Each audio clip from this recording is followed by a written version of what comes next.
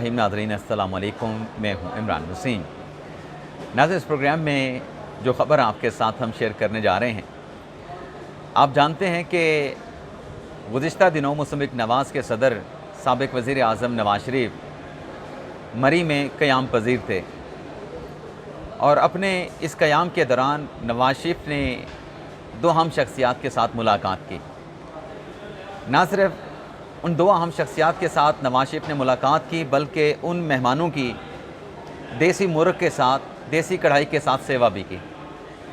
अब ये दो अहम शख्सियात कौन थीं और देसी कढ़ाई से उन मेहमानों की सेवा किए जाने की कहानी क्या है, ये बड़ी ही हल्की फुल्की कुछ तफसीलात हैं जो इस प्रोग्राम में आपके साथ हम शेयर करने जा रहे हैं। लेकिन इस खबर से वीडियो लॉग का आगाज़ करने से पहले जो तहरीक इंसाफ के रहनुमा अपोजिशन लीडर उमर अयूब साहब ने chief justice of Pakistan justice Yahya Faridi को जो ख़त लिखा है और उस ख़त में जो उमर अयूब साहब ने बात की है, आइन की पामाली की बात की है,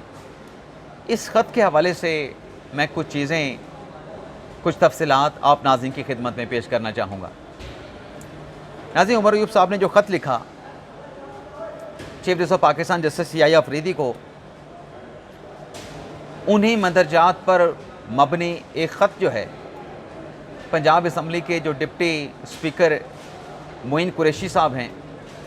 उनकी तरफ से भी ऐसा ही ख़त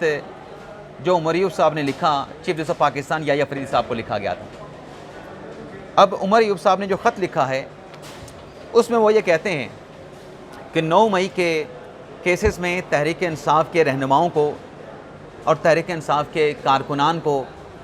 सियासी इंतकाम का निशाना बनाया जा रहा है। और उमर अयूब साहब ये कहते हैं कि सियासी इंतकाम का निशाना बना के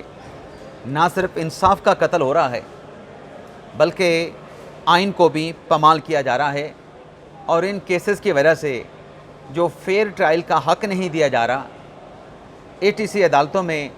इंसाफ का कत्ल हो रहा है। अब उसमें कुछ 6 बातें की हैं उमर अयूब साहब ने कि आप रिविज़िट करें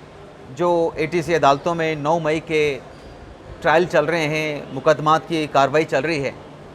उसको एग्ज़ामिन करने के लिए कोई जुडिशल कमीशन, कोई जुडिशल बॉडी जो है आप तश्कील दें,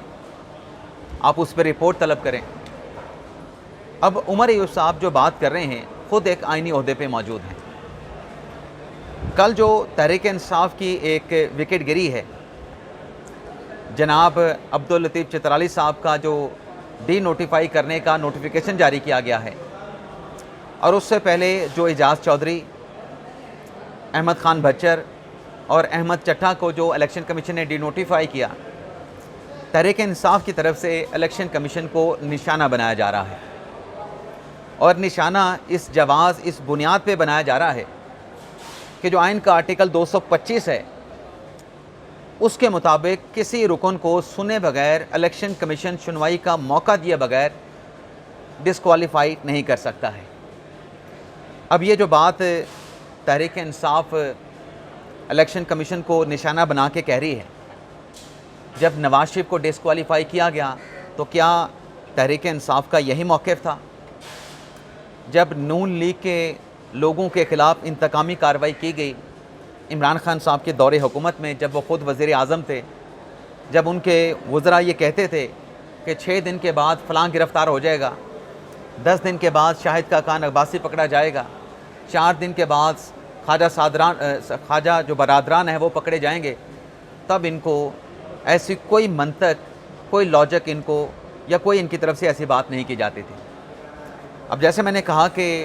जनाब उमर अयूब साहब जो हैं वो एक आइनी ओहदे पे हैं और तनकीद की जाती है कि इलेक्शन कमीशन से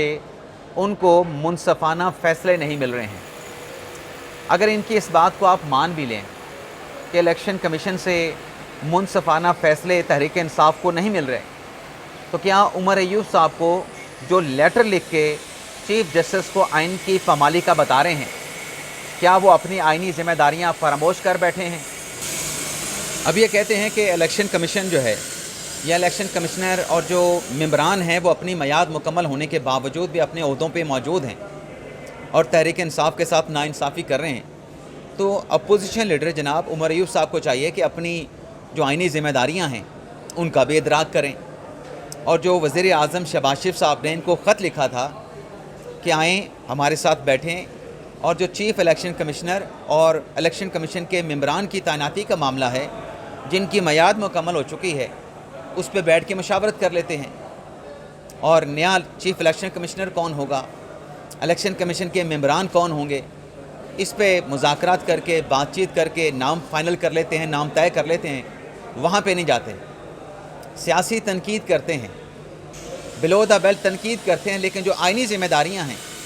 عمر ایوب صاحب چیف جسٹس کو خط تو لکھتے ہیں، لیکن اپنی ان کی کیا ذمہ داریاں ہیں بطور اپوزیشن لیڈر، ان ذمہ داریوں کو انہوں نے فراموش کر رکھا ہے۔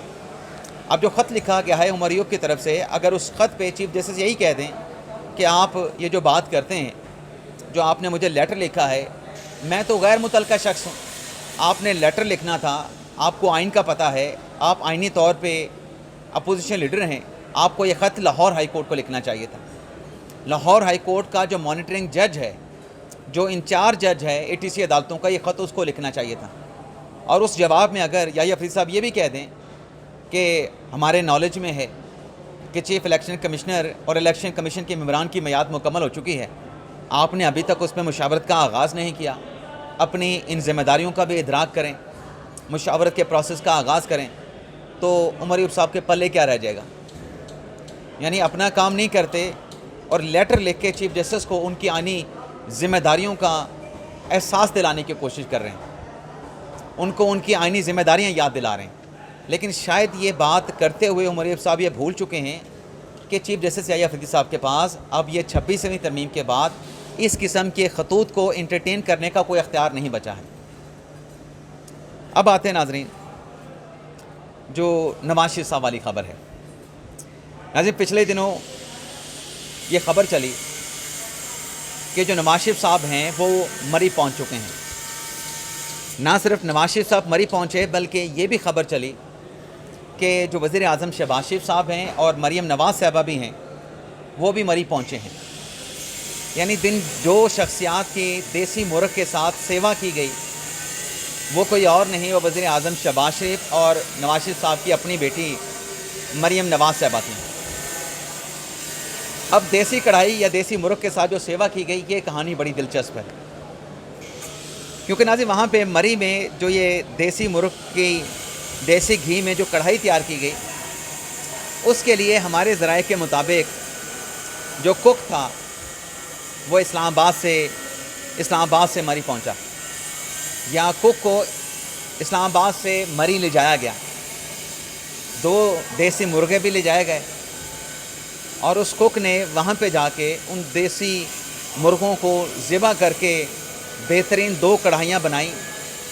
میاں نواز شریف صاحب کو، میاں شہباز شریف صاحب کو اور مریم نواز صاحبہ کی ان دیسی مرغ کڑھائیوں کے ساتھ وہاں پہ مری میں سیوا کی گئی۔ اب وہ دیسی کڑھائی تیار کرنے والے کون تھے؟ وہ اسلام آباد کے مشہور ہوٹل ہیں بٹ کڑھائی والے، اور بٹ کڑھائی بھی کون سے والے؟ کیونکہ یہاں پہ تو ہر کسی نے بٹ کڑھائی کے نام سے اپنا ہوٹل بنا رکھا ہے۔ وہ بٹ کڑھائی والے ہیں میاں عثمان طاہر صاحب کا، جو بٹ کڑھائی کا ان کا اپنا آؤٹ لیٹ ہے، جو ان کی ایک چین ہے۔ تو عثمان طاہر صاحب بھی مری میں گئے، اپنے ساتھ کک لے کے گئے، دیسی مرغے لے کے گئے، اور میاں صاحبان کو وہاں پہ میاں نواز شریف صاحب کے حکم پہ 2 دیسی گھی کی کڑھائیاں مریم نواز اور شہباز شریف صاحب کے لیے تیار کر کے دے کے آئے۔